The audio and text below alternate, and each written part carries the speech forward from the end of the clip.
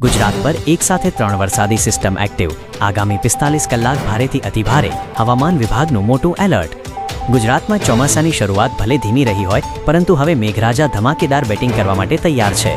હવામાન વિભાગ આઈએમડીના જણાવ્યા અનુસાર રાજ્યમાં એક સાથે 3 મજબૂત વરસાદી સિસ્ટમ સક્રિય થઈ છે। વેસ્ટર્ન ડિસ્ટર્બન્સ, સાયક્લોનિક સર્ક્યુલેશન અને સિઝનલ ટ્રફના ત્રિવેણી સંગમને કારણે આગામી 2 અને 3 જુલાઈના રોજ રાજ્યના વિવિધ ભાગોમાં, ખાસ કરીને દક્ષિણ ગુજરાતમાં ભારેથી અતિભારે વરસાદની આશંકા છે। આ પરિસ્થિતિને જોતા સ્થાનિક વહીવટીતંત્રને પણ એલર્ટ મોડ પર મૂકી દેવામાં આવ્યું છે। 3 સિસ્ટમ સક્રિય, દરિયામાં ભારે કરંટ, માછીમારોને ચેતવણી। હવામાન વિભાગના સત્તાવાર નિવેદન મુજબ હાલમાં નીચે મુજબની 3 સિસ્ટમ એક સાથે કામ કરી રહી છે। 1. મધ્યપ્રદેશની આસપાસ એક સાયક્લોનિક સર્ક્યુલેશન। 2. પંજાબથી બિહાર સુધી લંબાયેલી એક મોસમી ટ્રફ। 3. ઉત્તર ભાગમાં સક્રિય થયેલું વેસ્ટર્ન ડિસ્ટર્બન્સ। આ સિસ્ટમોના પ્રભાવને કારણે ચોમાસું હવે વેગ પકડી રહ્યું છે। દરિયાકાંઠાના વિસ્તારોમાં 40થી 60 કિલોમીટર પ્રતિ કલાકની ઝડપે પવન ફૂંકાવાની શક્યતા છે। દરિયામાં ભારે કરંટ જોવા મળી શકે તેમ હોવાથી 1 અને 2 જુલાઈના રોજ માછીમારોને દરિયો ન ખેડવાની કડક સલાહ આપવામાં આવી છે।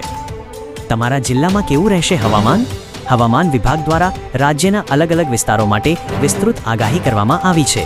ઉત્તર અને મધ્ય ગુજરાત, બનાસકાંઠા, સાબરકાંઠા, થરાદ, પાટણ, અરવલ્લી, પંચમહાલ, દાહોદ અને મહીસાગરમાં હળવો વરસાદી માહોલ રહેશે।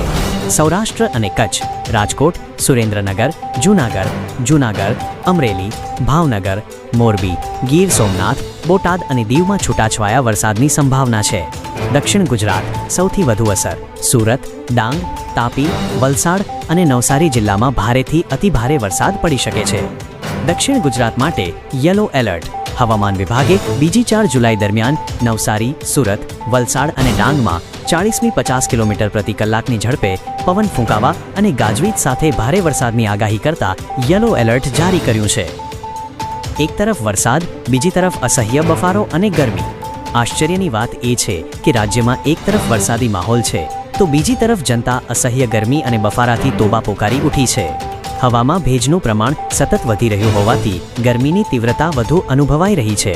આગામી દિવસોમાં રાજ્યનું મહત્તમ તાપમાન 38થી 40 ડિગ્રીની આસપાસ નોંધાઈ શકે છે, જ્યારે અમદાવાદમાં પારો 41 ડિગ્રી સુધી પહોંચવાની આશંકા છે। દરિયાકાંઠાના વિસ્તારો અને સૌરાષ્ટ્ર કચ્છમાં ભારે ભેજને કારણે લોકોને બેવડી ઋતુનો અનુભવ થશે।